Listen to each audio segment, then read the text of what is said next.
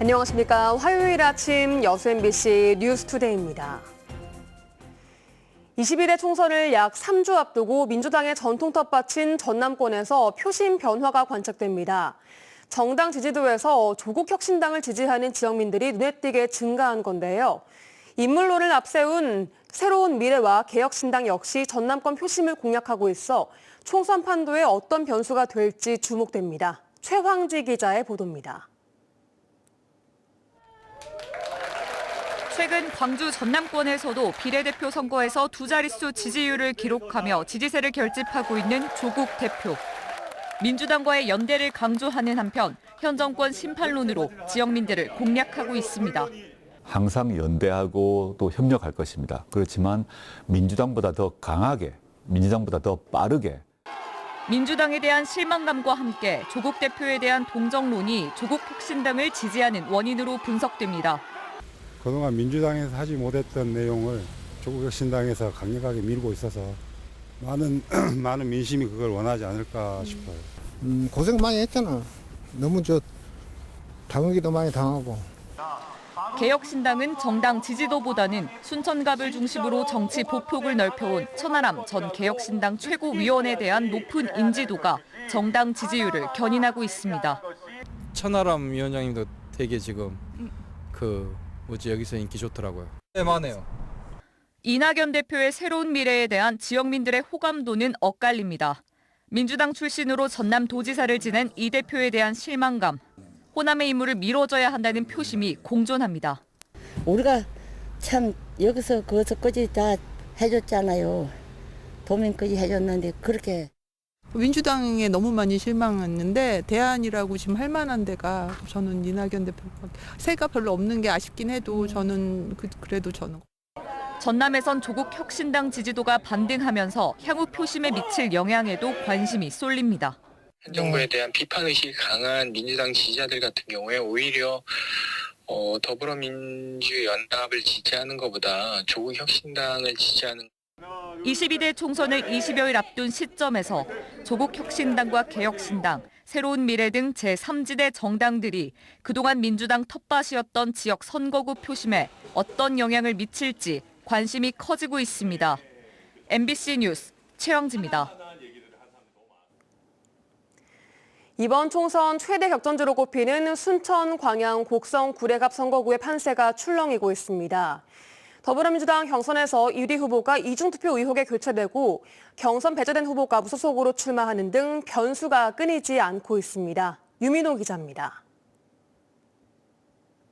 민주당 순천, 광양, 곡성, 구례갑 후보자 추천서를 받아든 김문수 예비후보.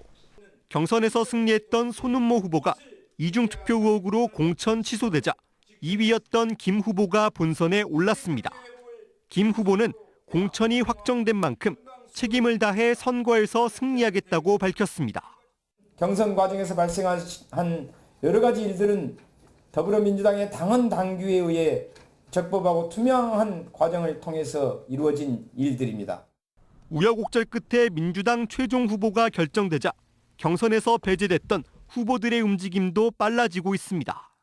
컷오프 후 모습을 드러내지 않았던 신성식 후보는 민주당을 나와 무소속으로 선거에 도전하기로 했습니다.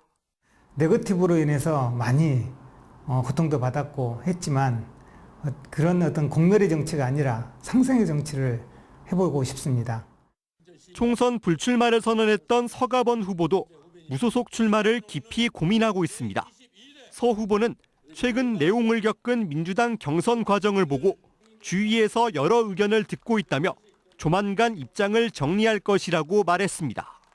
여기에 여당과 정부 지원을 내세운 국민의힘 김영석 후보, 노동자 지지를 결집 중인 진보당 이성수 후보도 일찌감치 국회 입성을 위해 뛰고 있습니다.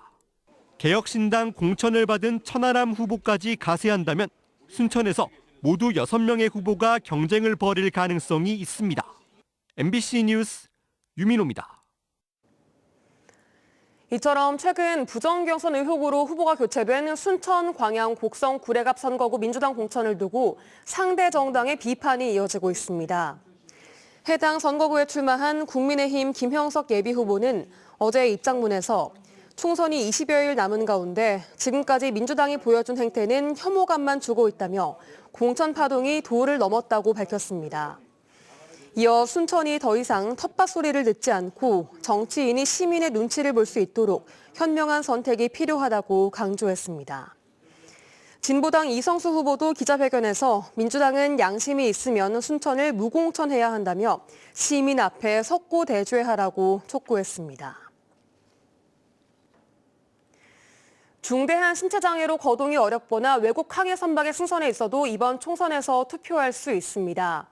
중앙선거관리위원회는 오늘부터 닷새 동안 거소 선상투표 신고를 받습니다.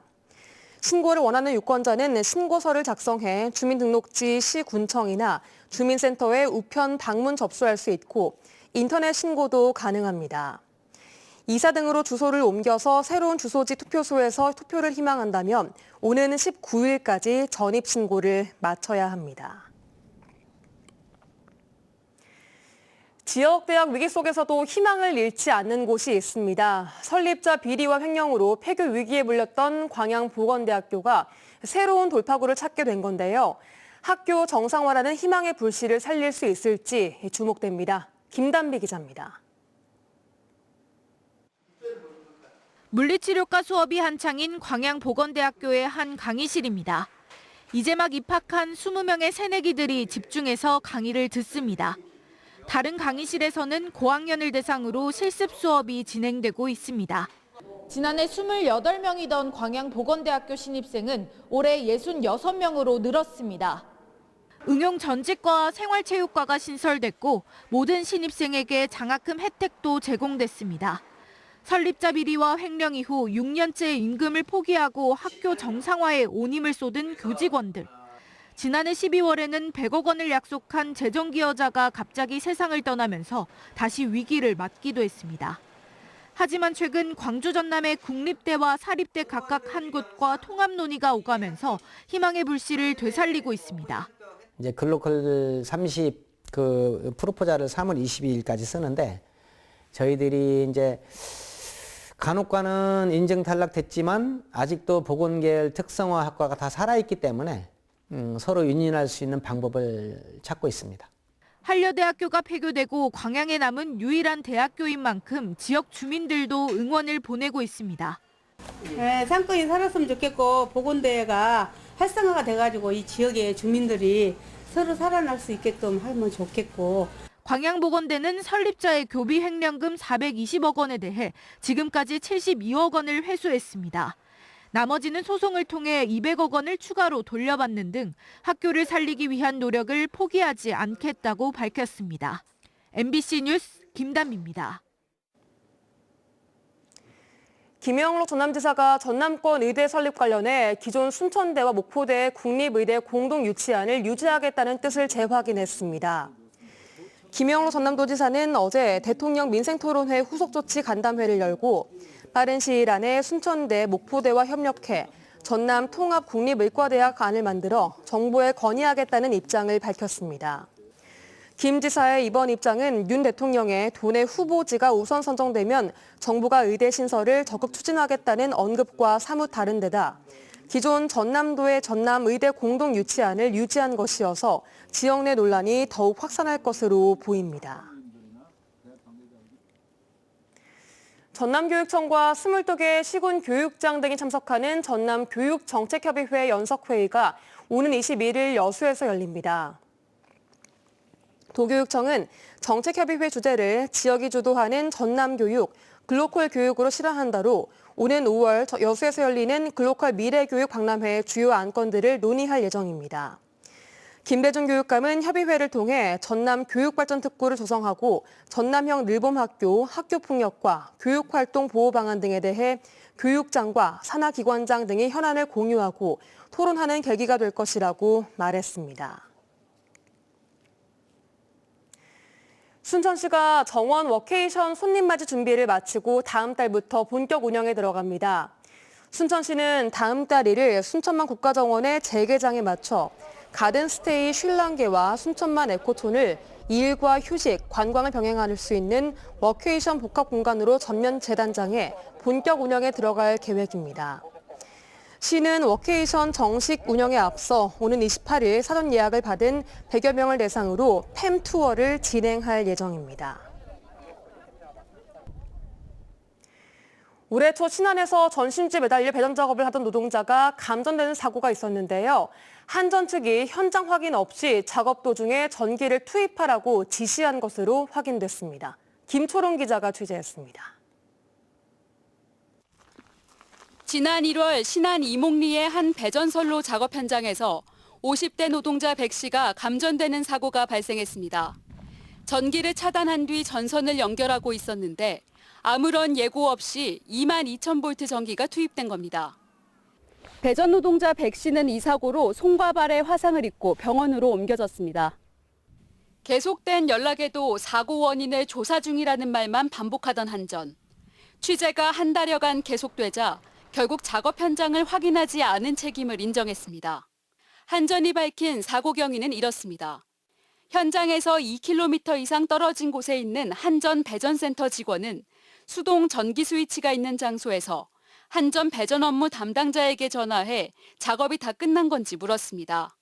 배전 업무 담당자는 당시 민원 상대를 위해 사무실에 있었는데 작업이 끝난 것 같다며 전기를 투입하라고 지시했습니다. 결국 현장에서 작업 중이던 배전 노동자 백 씨는 감전 사고를 당했습니다. 현장 시공관리 책임자가 수십 분 전에 곧 작업이 끝난다고 한 말을 참고했을 뿐 한전 측의 현장 확인은 없던 겁니다. 한전 광주전남본부는 이번 신안 사고를 계기로 한전 업무 담당자와 배전센터 직원, 협력업체 시공관리 책임자 간 3중 확인 절차를 만들었다고 밝혔습니다. 한전 5조작과 관련해 이제서야 기본 예방책이 나온 겁니다.